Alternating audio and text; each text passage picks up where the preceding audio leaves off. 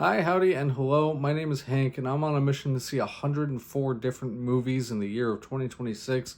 This is movie 2. And the second movie I saw in the year of our Lord 2026 is 28 Years Later, The Bone Temple. Now, I didn't get around to seeing 28 Years Later until literally last night. And honestly, that movie is pretty... Like, the movie didn't really feel like it had anything to say.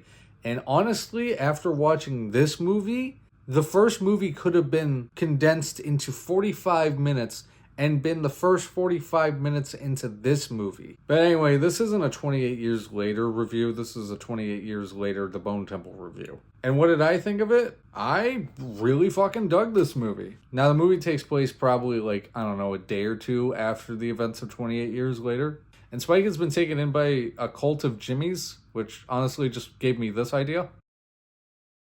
I almost put my cousin Jimmy in there, but I don't think he would like that. Meanwhile, Dr. Kelson is treating Samson because he believes that he still has his humanity in him. I knew from the very first shot of this movie I was going to like it significantly more than I did 28 Years Later. Now, that's probably because this movie was shot with an actual camera as opposed to being shot with what you are watching this on. Like, there are some legit shots in this movie that kind of remind me of New Zealand and Lord of the Rings. But really what makes this movie is Ralph Fiennes and Jack O'Connell. Ralph Fiennes as Dr. Kelson is forming like a friendship, essentially, with what we always consider to be a zombie, a monster. But in this, he sees the little bit of humanity that's still in him. So he's essentially having therapy sessions with the zombie alpha that he named Samson. And, he gives him morphine and sings him Duran Duran songs. It's beautiful. Meanwhile, Jack O'Connell is playing the head Jimmy. He's forcing Spike to take part in these very heinous acts against this farm family. And then eventually our two stories intertwine. I think I appreciate this movie more after being so disappointed with 28 Years Later, because Bone Temple has elements that I just feel like were missing from 28 Years Later. As far as gripes I have with this movie is, I feel like this movie could have been like another 20, maybe 30 minutes longer.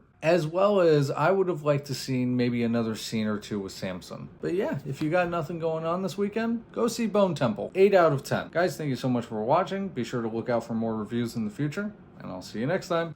Quick little spoiler.